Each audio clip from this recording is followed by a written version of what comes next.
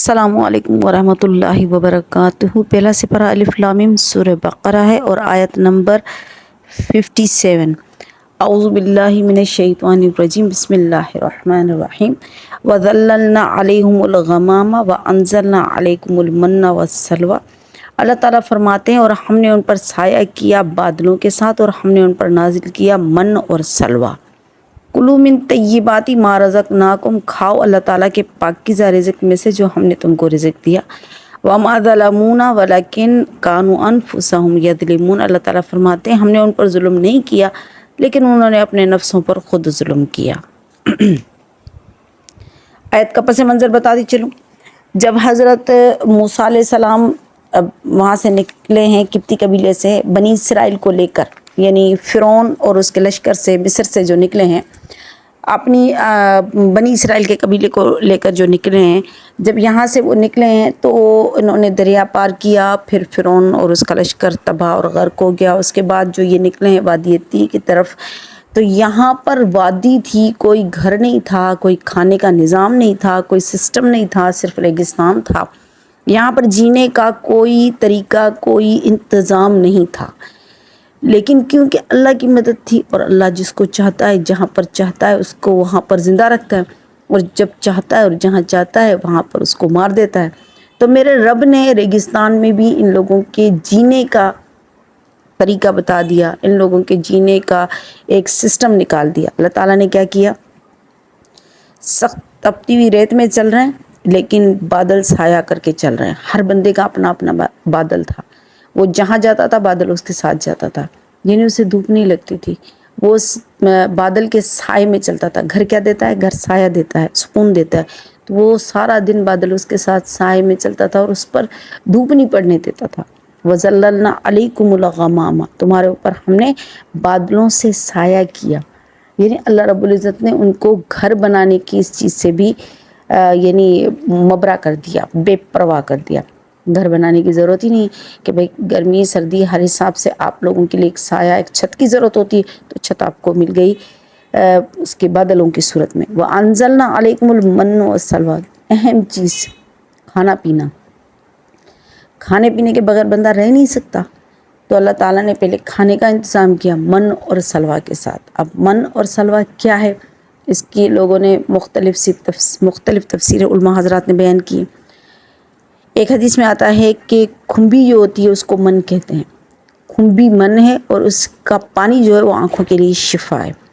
کھمبی کیا ہوتی ہے؟ جو ریگستان میں اگتی ہے اور اپنے یہاں تھل میں بھی اگتی ہے، تھل ہے اور مٹھی ہے، اس طرف ملتی ہے، جس کا ذائقہ کھانے میں گوشت کی طرح ہوتا ہے، اس کو کہتے ہیں، اور اس کا پانی آنکھوں کے لیے شفا ہے۔ اب یہ کہتے ہیں کہ یہ من ہے، بعض حضرات کہتے ہیں کہ نہیں، من ایک پرندہ تھا بٹیر کی طرح جو کہ جھاڑیوں میں پایا جاتا تھا اور جو کہ آسانی کے ساتھ بنی اسرائیل اس کو پکڑ کر پکا کر کھا لیتے تھے، کیونکہ وہ آسان تھا، اس لیے اللہ تعالیٰ کی طرف سے یہ ایک کھانے کے طور پر ان کو دیا گیا تھا۔ اور سلوہ کیا تھا؟ سلوہ یہ تھا کہ جس طرح رات کے ٹائم پر شبنم گرتی ہے، تو وہ شبنم گرتی تھی درختوں کے پتوں پر جو کہ میٹھی ہوتی تھی، صبح لوگ اس کو لے کر چاٹ لیتے تھے، کھا لیتے تھے، یہ بھی کہا جاتا ہے۔ بعض حضرات کہتے ہیں کہ نہیں، یہ جنت سے اترے ہوئے کھانے تھے، من ایک پکا ہوا پرندے کا گوشت تھا اور سلوہ ایک میٹھی چیز تھی شہد کی طرح، یہ باقاعدہ جنت کے برتنوں میں اترے ہوئے کھانے تھے جو کہ بنی اسرائیل کے لیے اترتے تھے۔ یعنی مختلف لوگوں کی مختلف اپنی ایک رائے موجود ہے علماء حضرات کی۔ اب کیا تھا من و سلوہ ہمیں نہیں معلوم، لیکن اللہ تعالیٰ نے نازل کیا ہے، وَأَنزَلْنَا عَلَيْكُمُ الْمَنَّ وَالسَّلْوَىٰ، آپ پر نازل کیا ہم نے، ان پر نازل کیا تم پر من اور سلوہ۔ اب ان میں سے کچھ بھی ہو سکتا ہے، اللہ ہر چیز پر قادر ہے۔ ڈائریکٹ آسمان سے جنت کے درخت، جنت کے برتنوں میں اتارے ہوئے کھانے بھی ہو سکتے ہیں، اور اللہ تعالیٰ ان کے لیے کوئی سسٹم بنائے، کوئی پرندے ان کے کھانے کے لیے قریب رکھے جو کہ آسانی سے پکڑے جا سکے، وہ بھی مراد ہو سکتے ہیں، اور کچھ بھی مراد ہو سکتا ہے، یعنی ان کے کھانے پینے کا سسٹم اللہ تعالیٰ نے بنا دیا۔ لیکن اگر دیکھا جائے کہ گھر کی جگہ پر اللہ تعالیٰ نے بادل مقرر کیا ہے، تو یہ زیادہ قیاس سمجھ کے زیادہ قریب ہے کہ اللہ تعالیٰ نے جنت کے برتنوں میں جنت کے پکے پکائے ہوئے کھانے نازل کیے ہوں جو کہ وہ کھاتے تھے۔ پھر اللہ تعالیٰ فرماتے ہیں کلو، کھاؤ من طیبات پاکیزہ رزق میں سے ما رزقناکم جو ہم نے تم کو رزق دیا. یہ رزق وہاں سے تھا جس میں نہ ان کی مشقت شامل تھی نہ ان کی محنت شامل تھی. اچھا ہم رزق حاصل ہمیں بھی اللہ تعالیٰ نے رزق دیا ہوا لیکن کس طرح حاصل کرتے ہیں؟ ہم کماتے ہیں پیسے حاصل کرتے ہیں پھر کیا کرتے ہیں اس میں سے خریدتے ہیں. ہم اپنے لیے اناج خریدتے ہیں پھر اپنے لیے گوشت خریدتے ہیں پھر مسالہ جات خریدتے ہیں پھر ہم پکاتے ہیں پکانے کے لیے گیس کا پیمنٹ کرتے ہیں اور برتن لیتے ہیں جن میں کھاتے ہیں. کتنا ہمارا ایک کھانے کا سسٹم بنا ہوا ہے اور اس پر ہمارا کتنا خرچ آ رہا ہے. یہ تو ہے ہمارے کھانے کا لیکن یہ کھانے کی چیز آ کہاں سے رہی ہے؟ گندم کہاں پر اگ رہی ہے؟ فصل کیسے بن رہی ہے؟ کہاں سے پہنچ رہا اناج؟ کس طرح آٹا بن رہا ہے؟ کون اگا رہا ہے؟ کون بیچ رہا ہے؟ کون پیس رہا ہے؟ کون پیکنگ کر رہا ہے؟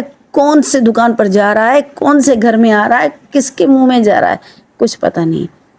ایک سسٹم بنا ہوا ہے تو کتنا بڑا سسٹم ہے. تو اس سسٹم کو بنانے صرف یہ آٹے کے بارے میں بتایا. اس طرح آپ سبزی تیل ان ساری چیزوں کا اندازہ کر لیں کہ اللہ تعالیٰ نے کس طرح ہمارے اس سسٹم کو چلایا ہوا. لیکن اللہ تعالیٰ نے بنی اسرائیل کو ان سارے سسٹم سے آزاد کیا ہوا تھا.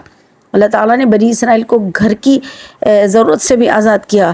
اللہ تعالیٰ نے بنی اسرائیل کو کھانا پکانا فصلیں اگانا ان چیزوں کو بنانا اور اپنے کچن تک پہنچانے کے لیے کچن کے سامان کو جمع کرنا ہر چیز سے آزاد کیا. ڈائریکٹ کھانا اتر رہا ہے کھاؤ پیو عیش کرو.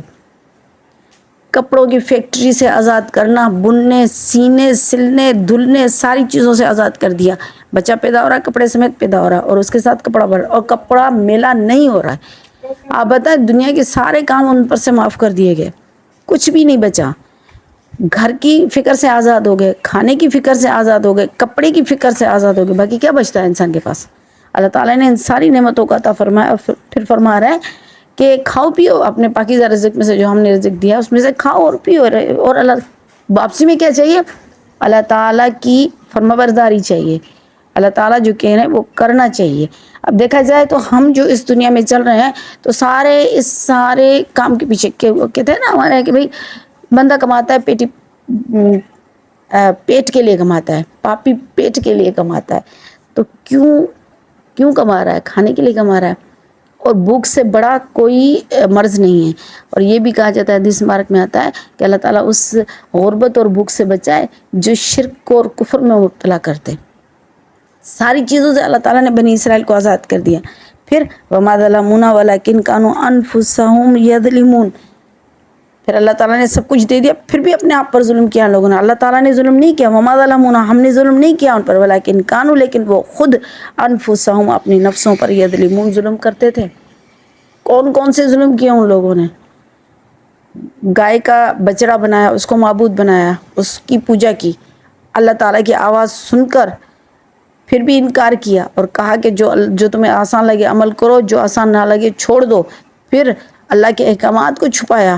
پھر ان کے جو دیکھا جائے کہ کتنی ناشکری کی منو سلوا ان پر نازل کیے گئے تو کہنے لگے ہمیں تو نہیں چاہیے منو سلوا ہم تو نہیں کھائیں گے منو سلوا.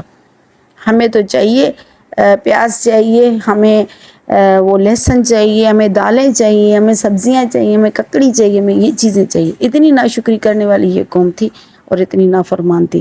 تو اللہ تعالیٰ نے تو ان پر ظلم نہیں کیا. اللہ تعالیٰ نے تو ان کو ہر نعمت دی لیکن انہوں نے اپنے نفسوں پر ظلم کیا. اللہ تعالیٰ ہمیں اس سوچ اور سمجھ عطا فرمائے کہ ہم اللہ تعالیٰ کی نافرمانی سے بچے. اللہ تعالیٰ ہمیں اپنا فرما برداری عطا فرمائے. وآخر دعوانا الحمد للہ رب العالمین.